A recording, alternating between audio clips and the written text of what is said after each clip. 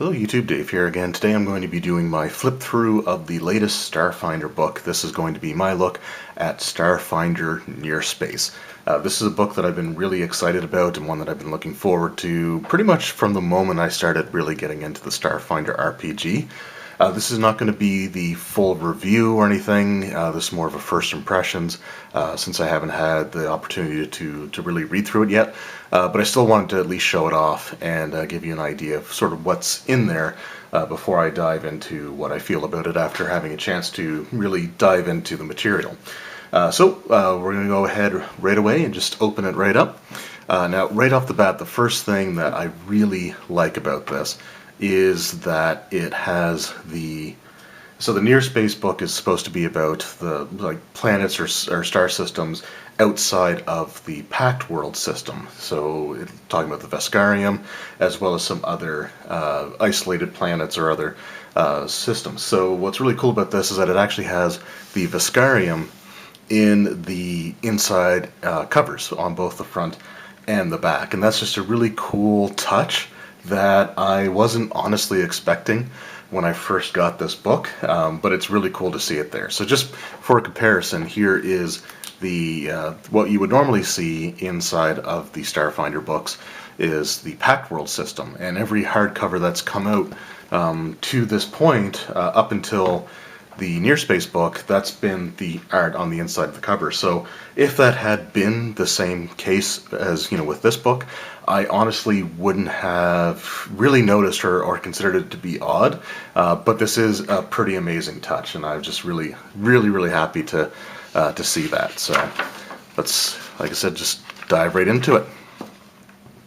Okay, so we have our table of contents, and there's always fantastic art in this in these books. So we have a little introduction to what Near Space is, and then we're going to get into sort of one of the bigger sections of this book, which is about the Veskarium in general. So that is the sort of the rival system to the Pact Worlds, where the Vesk race comes from, the more like the lizard folk type of humanoids. And this location, or this region, has been referenced a ton in previous Starfinder books. So to finally have the information on it is really cool. So we go through, and essentially it gives you information on all of the planets, the government style of the Veskarium, how they treat their subjects, basically. And it's just, again, really cool stuff there. We have their calendar, their culture, their timeline, and then of course we have the system itself, where we go into all of the major planets, which there are the 8 planets altogether, as well as one sort of space station, which again, I haven't read too much of this yet, but it is really cool to have all the information here. So this is, largely a campaign setting resource. And with something like Starfinder, I think this is a very important thing to have, is to have these other systems and to have these other options, even more so than a traditional fantasy RPG where you're really spending your time all on the same world. This is literally traveling the stars, so it's just cool to see something like this, especially considering how much the Veskarium was mentioned. So here we have, this is what, Vesk 5? And that's just, I just love it. The auroras, the moons, the ring, the loose ring around it. Yeah, just one of the things that I think Paizo's always managed to do is have some pretty fantastic art in their books. So this is certainly no exception. I think this is going to quickly become one of my favorite Starfinder books to read through. And I love the Pact Worlds book, but I think that this is going to be my preferred, I think, of the two, because I don't know, I just was really enthralled with the idea of the Vesk Empire and sort of what that entailed. So to finally have that, I think the next time I get an opportunity to start running a Starfinder campaign, I may not necessarily put it in the Pact Worlds and give this a try. So that section was all about the Veskarium itself, the specific star setting, or star system, I should say, that the Vesk have as their main empire. Then we just have the worlds of near space. So this goes into some specific planets that are not necessarily part of any major system itself, but they're just isolated pockets of campaign setting information.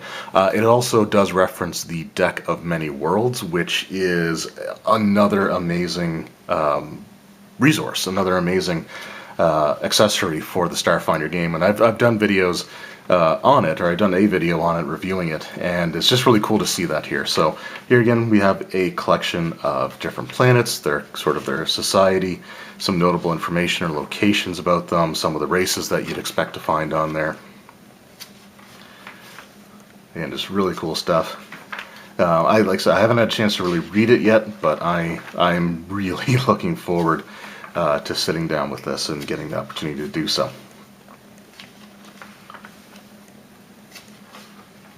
So we get quite a few different planets here, and all the planets give you things like the size when compared to, essentially compared to like an Earth-sized planet, mass, gravity, atmosphere, how long their day is, how long their year is, along with all the other pertinent information. I actually kind of like this one here, Riven Shroud. I haven't really got a chance to read it yet, but I don't know, it just looks kind of cool and ominous.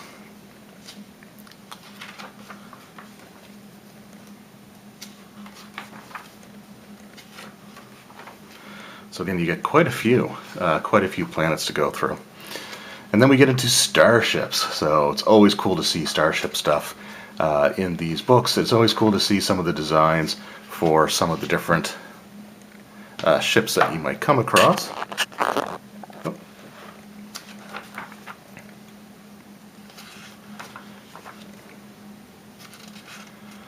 So there we got the Veskarium ships.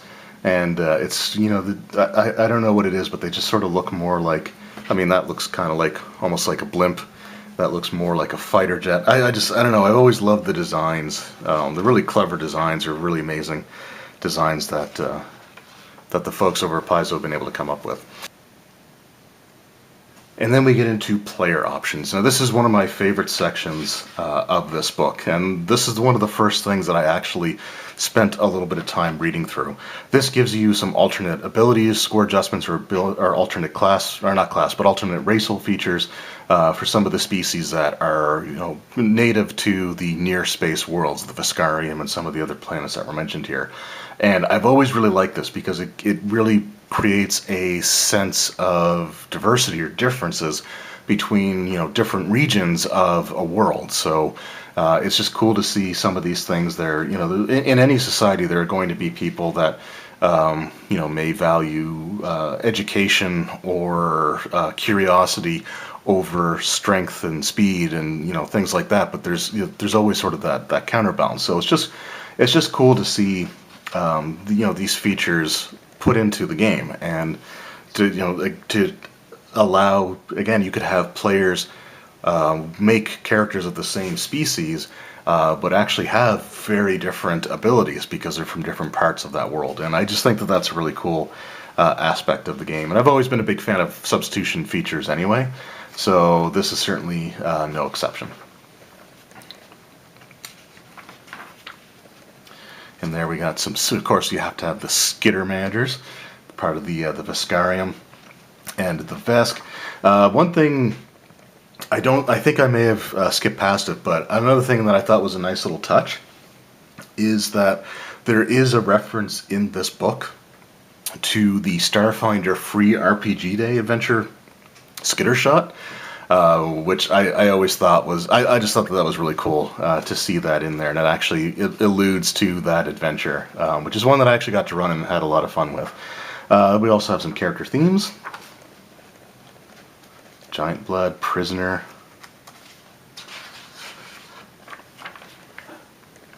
Quartermaster, Stormrunner, and then Archetypes. So again, Archetypes are something else that I've also really enjoy. It's in some cases they're sort of a more specific theme that you can apply to your character, but at other situations they may be something that's similar to like almost like a multi-class. So again, these are really cool features to have here.